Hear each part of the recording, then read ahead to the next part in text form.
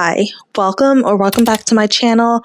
My name is Raven, and today we're going to go through my worst books of 2025. And by worst, I mean my least favorite. All right, let's jump into it.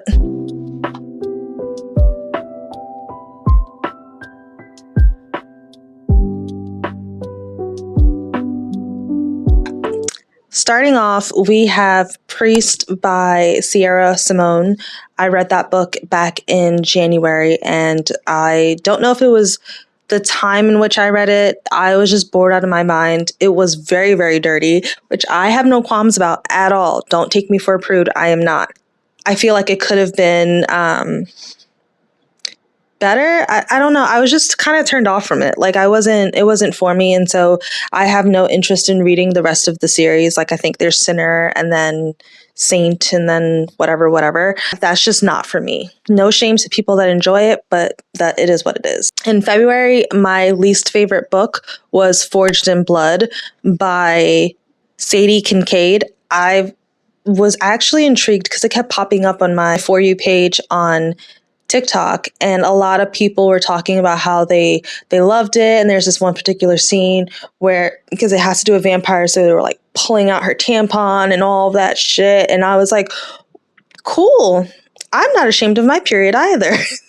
I was like, this is wonderful. But for some reason, this book was just not it for me. I think I gave it 3 stars, but I read it, I enjoyed it or whatever. But when I tried to get to the second series, I was like, yeah, it's a no for me, dog. Like, this is not it.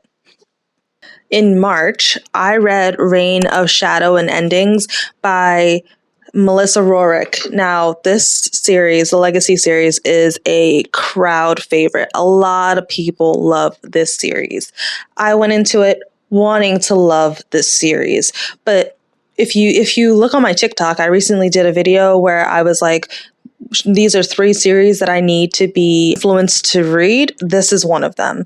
Like, I really, really tried to enjoy it, but the main female character just makes no fucking sense to me. Like, she's really, like, not self-sabotaging, but how many times are we going to talk about how you have no rights, or you have no autonomy, or you have no this, you have no that. Like, at some point, grab them by the fucking balls and just do your thing. Like, I don't understand. Play the game if you need to play the game to get to where you need to go. It was just too much whining for me. The male main character was, I mean, I like him. I do, actually. Between the 3 of them, there are 3 main characters. I actually like the main male character, which is the main female character's partner, ends up being her partner. I actually liked him, and I feel like he had a lot of reason to go about things the way that he did. Unpopular opinion, but to be honest, I'm not going to go and tell this girl that I barely know all of my plans when, for all I know, she could literally use that shit against me when you don't even know everything about her to begin with. You know what I mean? So, like, it made sense. Could he have done things a lot differently? Yeah, like, he could have communicated a lot more, but she wasn't great at communicating either. Like, it was just a mess for me. Communication was a huge flaw in this book, and it annoyed the shit out of me. In April, my least favorite book was Hungerstone by Kat Dunn. And granted, I loved this book. It's only on this list because I had so many great books that I read in April, and I had to choose something. But I love this book. Make no mistake. This was a 5-star read for me. Or a 4.5, I think. I loved it. It was really great. Look at the drama. The writing was as dramatic, and I loved it. I loved everything about this book. So yeah, no, this is only on this list because I had to choose something. Yeah, that's really it. In May, my least favorite book was Dinner for Vampires by Bethany Joy Lenz, and no, this wasn't it. It was interesting. But I also listened to her narrate this, and it wasn't bad. Her narration skills are not bad. I just feel like Bethany Joy Lenz is a pretentious person, and I don't know. I read the memoir because I wanted to be nosy about the cult that she was in and what her life was like on the set of One Tree Hill and all the other shows that she was on. But I was not a huge fan of this one. I love memoirs. I'm a memoir girly through and through, and this was not it for me. In June, I read The Exorcism of Fairies by J.L. Vampa, and that was my least favorite book for June. I loved it. Okay. I liked it a lot, right? I gave it, I think, 3.5 or 3.75 stars. I enjoyed it. I really did.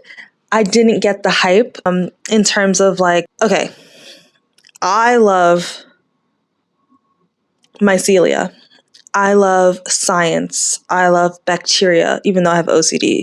But I love those. I love studying those types of things. I love mushrooms. Like, well, I said mycelia, but like I love those types of things, right?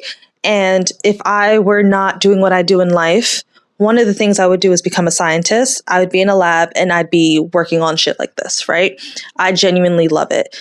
This story had a really, really beautiful premise. And there's one particular thing about the story that I want to talk about, but I can't because it'll give away too much. But I thought it was good, right? There was something towards the end, like the last maybe 15% of the book, where I feel like there wasn't enough tying into everything. And so that's what knocked it down a few pegs for me. Like, I know there are a lot of influencers or content creators that are talking about this being one of their favorite books of all time, God tier, top tier, Roman Empire, whatever those phrases are. For me, it was not it. But I love that it took place in Ireland. I love that it was like a teacher student or professor student type of relationship. Even though she wasn't quite a student. I mean, she was, but she wasn't. And she was older, which I appreciate. But yeah. In July, my least favorite book, Caught Up by Nevessa Allen. This was not it. This, I think I gave it like 2 stars, 2.5 stars. It was not it for me. It was a no for me, dog. Yeah. Complete departure from Lights Out, which is fine. They're 2 different books, although they are part of the same universe, like an Into the Darkness or Into Darkness novel. I was bored reading this. Like, I really had to like trudge through it. This was not for me. Then we have unpopular opinion, okay?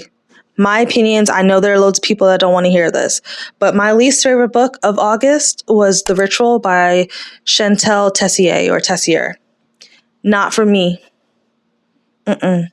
First of all, I don't know. Like, it's just, one, I didn't like the writing, and 2, I like that he became like pretty obsessed with her. In a way where she was like, she became very important to him. I didn't like the writing. I was not into the story. It just wasn't for me. I was not a huge fan. And a lot of people in the server, one of the servers I'm in, they love this. They love this entire series. And I love that for them. I do. Someone should love this because Chantel, she put her foot in it, according to many readers, and I don't want to discredit that. It's just not for me. Then in September, I read Nocturne by Karina Halley. Now, I like Karina Halley. I read Grave Matter by Karina Halley. That was one of my favorite books of 2024. Actually, shit, I think I read it in 2025, beginning of 2025. Whatever. I enjoyed Grave Matter. Again, has to do with studying these species and studying loads of things. I love that story. The twist at the end, like, it was just good. Nocturne was supposed to be about the Black Dahlia, inspired by the Black Dahlia. And I like that, right? Like I said, I'm a true crime girly, or I think I said this in another video, but I'm a true crime girly. I am a horror girly. I love the dark, the macabre, the gothic. I love that shit. Color me surprised when this book was not it. It was a huge letdown for me, and one of the biggest letdowns of 2025 for me in terms of books. And I expected a lot more from it. I do like the idea of like the vampires that they have in this. I like the vampiric lore that was told in this story. On a whole, it just wasn't it for me. In October, my least favorite book was The Autumn Leaf Bookshop by Kay Michaels. Now, I read this one. It was actually really cute, and I needed a book to put as like my least favorite. The ending wasn't memorable to me, to be honest, but like on a whole, I really enjoyed the story. I thought it was absolutely cute. It was too freaking cute. I wanted a cozy romance to read in October because I knew I was going to be reading a lot of horror and a lot of dark romance and like dark things. So I wanted this to sort of be to represent the like, I don't know, I just needed it to bring me down and just like kind of ground me and do the leveling for me. So that's really the only reason it's on this list, is because I needed to choose something very similar to Hungerstone. In November, I read The Magnificence of Death by Rhea Rainwater, and it was so hyped up. I expected so much more from it, but I was bored. And there's something about main female characters where when they go in circles and circles and circles about how they're wronged by this one person, when it's all in their fucking head. Because she in the story, she's constantly talking about how death is her enemy and death is this and death is that. Yeah, death is like suave as fuck. I'm not gonna lie about that. And there were moments where death was crucial. But one thing we're not going to say about death is that he didn't tell her what to expect. Always he did. He's like, you need to cut the shit because I'm going to teach you a lesson. And she's like, what do you mean? And then go back and do the exact same thing. Go, but why am I hurting? It's a pet peeve of mine when people put themselves in situations that make them hurt and then go, wait, why am I hurting? Why is this happening? One, you're fucking human. You're going to hurt regardless. Secondly, you were warned and you chose not to heed that warning. And so you fucked around and found out. And Shorty was doing it constantly. And towards the end, there was a moment where she was just like, she felt like death had lied to her and she felt betrayed by death in a way. And I was just like, I don't understand. This man showed you in many ways that he was into you and that you were the exception to the rule all the time. He could have fucking clipped you long time ago. You were getting on his nerves ages ago. And he was like, but there's something about this girl. There's something about her that I can't get rid of. And she just chose to play the damn fool. And I hate when people complain and play the damn fool and act like woe is me and play the victim when you're bringing all that shit onto yourself. That sounds very harsh of me, but the way that the story was hyped up, it's like, it wasn't even that gothic. I don't know. It wasn't for me. Long story short. And then the last disappointment of 2025 for me was Brimstone by Kelly Hart. I really wanted to like this book. I really did. But, I mean, I spoke more about this in my December wrap-up. It started off good for me. It started off with equal parts fun, equal parts banter, equal parts cute. Like, I really, really liked it. Carrion, of course, was wonderful to me. Kingfisher, I love his dark humor where he's just like, Carrion, I will literally trip you. Like, shut the fuck up, type of thing. But like, I genuinely enjoyed it, and I liked the first, let's say, half of the book, and then I got to about 60% of the way through, then 75%, 150 pages, 100 pages away, and I was like, this is not for me. Like, this is not great. And it's the constant talk of my mate, my mate, my mate, and I'm like, oh my god, I get it. You guys are mates. What? Mates. I get it. It's not sitcoms. It's mates. You know what I mean? Like, I get it. Y'all love each other. You guys bang like rabbits. We get it. But like, I wanted more plot from this. I felt like the plot at this point solely revolved around Kingfisher and Saris, and